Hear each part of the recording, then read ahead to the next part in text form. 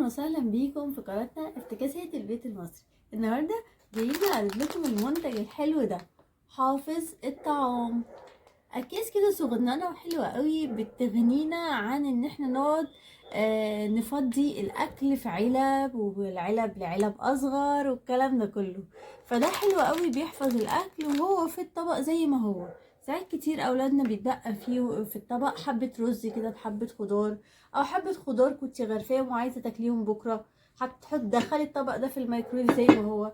فبدل ما تقعدي تفضي في علب وترجعي تحطي اطباق، فده بيحفظه زي ما هو عشان تسخنيه بكره في الميكرويف او تاكليه بكره او ايا كان. تعالوا نشوف الكيس ده عباره عن ايه. الكيس ده زي ما انتم شايفين مكتوب ان هو جواه 100 كيس حفظ طعام. 100 كيس. فده عدد حلو قوي قوي قوي يعني بصراحه. هو كمان ليه مجرى بيتقفل وبيتفتح بيه، فده حاجه برضو كويسه اهو، بيتقفل وبيتفتح. فده هيحفظ الكيس ان هي ما تتنطورش، لان هي صغيره جدا زي ما هوريكم. بصوا الاكياس شكلها ايه، صغننه جدا جدا، فدي حاجه كويسه ان هي ما تتنطرش. تمام. تعالوا نشوف الكيس ده بيتفتح ازاي. زي ما انتم شايفين كده، في هنا استك وفي هنا استك. بمسك الاستكين وابدا افتح الكيس على قد الطبق بالظبط. طيب هل هو ينفع لكل الاطباق ولا لا؟ تعالوا نجرب مع بعض كده. طبق زي ده اكيد هينفع وبمنتهى السهوله. ببدا ادخله كده، هتلاقيه هيدخل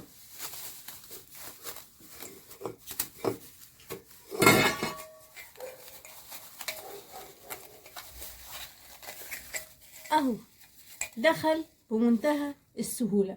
يبقى طبق بالحجم ده هتلاقيه يدخل معاكي بسهوله. طيب يلا بينا نشوف حاجه تانية. نيجي بقى لأحلى جزء وأحلى استخدام بحبه في الأكياس دي، الأطباق الصغننة قوي دي. يعني زي ما انتم شايفين متبقي حبة صلصة، فالكيس ده متبقي حبة صلصة، فالكيس ده اللي هو الحافظ اخد شكل الطبق ومحافظ على الصلصة اهي من امبارح زي ما هي، مفيش أي مشكلة. تمام. نطلع واحد جديد اهو، بياخد حجم الطبق زي ما احنا شايفين اهو. شايفين اخد حجم الطبق بالظبط. فالاطباق الصغيره دي ساعات بتبقى حبه طحينه، حبه بابا غنوج، حبه مخلل، حبه خيار، بواقي السلطه، اي حاجه كده. فالكيس ده بيبقى فظيع بصراحه في الاطباق الصغننه دي. فده اكتر حاجه بستخدمها فيه، واحلى استخدام انا بحبه للكيس ده. الى جانب طبعا زي ما قلت لكم بواقي الاكل بتاعه الاطفال. زي ما انتم شايفين طبعا عشان الاطباق صغيره فما اتقطعش وما حصلوش حاجه زي ما بنشوف في الاطباق الكبيره. طبق زي ده كده هيدخل فيه ولا لا؟ هيدخل، بس في حاجه زي ما انتم شايفين اتقطع من ورا، بس ده ما يأثرش في اي حاجه. هو حافظ على الطبق زي ما هو والاكل زي ما هو، مش هيتكب ولا هيحصل له حاجه اهو. فبرضو طبق بالحجم ده ياخده مفيش اي مشكله. تمام. واكيد طبعا الطبق ده هيكون اصغر من ده شويه، فبرضو هيجي عليه مفيش اي مشكله. طب المشكله بقى هنا في ايه؟ المشكله في الاطباق الكبيره زي الطبق ده. طبق زي ده مش هينفع يدخل فيه لان هيبقى كبير قوي عليه. بصوا هيقعد يتقطع، مش هتوصلي معاه لحاجه، الا لو كان الاكل مسطح قوي تحت الطبق ومش طالع لفوق، يعني حاجه سايله زي بقيه فول مثلا، بدنجان مثلا بس جزئيه صغيره، فده ممكن يحفظه. لكن زي ما انتم شايفين من ورا اتقطع كتير منه، ف مش هينفع تبقى حاجه طالعه لفوق شويه، لازم الاكل يكون مسطح على مستوى الطبق. بس هل ينفع في الطاسات والحلل والكلام ده؟ ينفع، مفهوش اي مشكله. بس يعني ايه، تكون صغيره، ما اجيبش حله كبيره قد كده واقول ينفع، اكيد مش هينفع. تمام. فلو حله صغيره مثلا، طاسه صغيره، ينفع ان هو يحفظها. بس طبعا هو ما يفضلش قوي ان الحلل والطاسات تخش التلاجة اصلا. لكن لو انت هتدخليها التلاجة ينفع ان هو يغطيها، مفيش مشكلة. زي ما احنا قلنا الاحجام اللي هو بياخدها، اقصى حجم يقدر ياخده كويس مرتاح جدا هو الحجم ده. لكن المسطح قوي قوي ده بيبقى بياخده بصعوبة، يعني ممكن يقوم بوظيفة غطا الحلة لو هتدخلي حلة التلاجة. لكن الحلة ما يزيدش عرضها عن الطبق ده ابدا ابدا ابدا، لان اكبر من كده مش هياخد خالص. تمام. هل بيكب الحاجة، بيحصل حاجة؟ لا، هو كويس. ومثل ان هو بيحمي الاكل من التلاجة ما ينشفش، يعني باقي بدنجان، باقي بطاطس، باقي خضار، بسلة، فاصوليا، ايا كان، كل ده بيحفظه ان هو ما ينشفش. زي ما احنا عارفين لما بيتساب في التلاجة من غير غطا بتلاقي كده الصلصة تنشف والحاجة تجلد كده وبتبقى مش حلوة.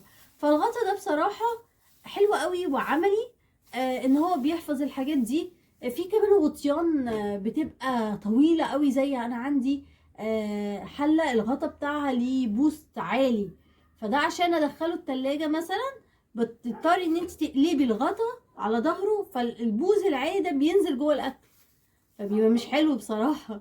ف... فده بيغني عن الغطا ده. بس كده، دي تقريبا كل حاجة عن الغطا ده. طيب بالنسبة ان هو ينفع تستخدميه اكتر من مرة؟ ينفع تستخدميه اكتر من مرة. لو مثلا طبق هتاخديه تطلعي منه حبة وترجعيه تاني، ممكن تستخدميه اكتر من مرة. لكن قصة ان انا اشيله من اكل وارجع احطه في اكل تاني، دي انا بصراحة ما بحبهاش ومش بفضلها، عشان يعني هو بيبقى توسخ من الاكل ده وفيه ريحة الاكل ده، فازاي احطه على اكل تاني؟ انا بصراحة مش عارفة، بقرف من النقطة دي. فممكن حد تاني يحبها، بس انا بصراحة مش بحبها. يعني لو نفس الطبق مثلا هاخد حبة وارجعه، اوكي. لكن قصة ان انا حاجة جديدة واحطه كيس قديم، يعني مش للدرجة دي. ده زي ما بقول لكم الباكت فيه 100 كيس، فمش مستاهلة ان انا اعمل كده. تمام. طيب الباكت ده بكام؟ الباكت ده ب30 او 35 جنيه، بيتباع ب30 او 35 جنيه. في ناس بتقول ان هي بتلاقيه ارخص، بس انا بصراحة ما لقيتهوش ارخص من كده. يعني انا عندي هنا في البيطاش في اسكندرية السعر بتاعه 30 او 35. تمام، دي اسعاره. بالنسبة ان هو 100 كيس فكويس، يعني الكيس واقف عليك يعني اقل من جنيه، ان لم يكن اقل من نص جنيه يعني. تمام. بس يعني سعره كويس واستخداماته كويسة. والكيس، يعني الكيس ده بيقعد معاكي كذا شهر، بيقعد معاكي مدة كويسة جدا. فأرشحه ان انت تجيبيه ولا لأ؟ بصراحة أرشحه، هو مفيد خصوصا في بواقي الأكل من الأطفال، لما بيبقى مثلا يجي على الغدا كده ومقريف ومش عايز ياكل، فبعد ما احط الخضار على الرز وخلاص انا مش عايز ياكل، فبغطي الطبق واشيله في التلاجة زي ما هو، بحيث ممكن كمان ساعة، نص ساعة، ساعتين حتى، لو حب ياكل بطلع الطبق وادخله الميكرويف ويبدأ ان هو ياكل الاكل تاني من غير اي مشاكل. او حتى لو ما دخلتوش في الميكرويف وطلعته بره يبرد شويه واكلته له، بيبقى ما فيش اي مشكله. فانا شايفه ان هي دي اكتر حاجه عمليه فيها، ان انت تحفظي الاكل جوه الاطباق في التلاجة لو هتاكليه كمان شويه او لو هتشيليه لتاني يوم. بس كده، ده كان ريفيو عن اكياس حفظ الطعام الطاقيه. يا رب اكون افدتكم وقلت لكم كل حاجه عنها. السلبيات بقى، عشان ابقى قلت كل حاجه. السلبيات ان هو لازم يتفتح بالطريقه اللي انا قلت عليها دي، اللي انت بتمسكي الطرفين اللي فيهم استك وتفتحيه بالراحه عشان ما يتقطعش منك، لان هو زي الكياس اخف كمان من الكياس اللي بيتحط فيها البيض. عارفين كياس البيض الصغيره دي؟ اخف منها، خفيف خالص خالص خالص، فبيتقطع بسهوله زي ما انتم شايفين. فلازم تفتحيه بالراحه، وما بياخدش طبعا احجام كبيره. بس كده، دي كانت كل حاجة عن الأكياس. لكن أنا شايفة إن السلبيات دي مش بشعة، لأن احنا معظم أكلنا بيكون في أطباق، يعني أقصى حاجة الحجم ده.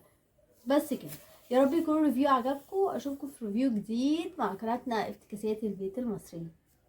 متنسوش تعملوا لايك وسبسكرايب.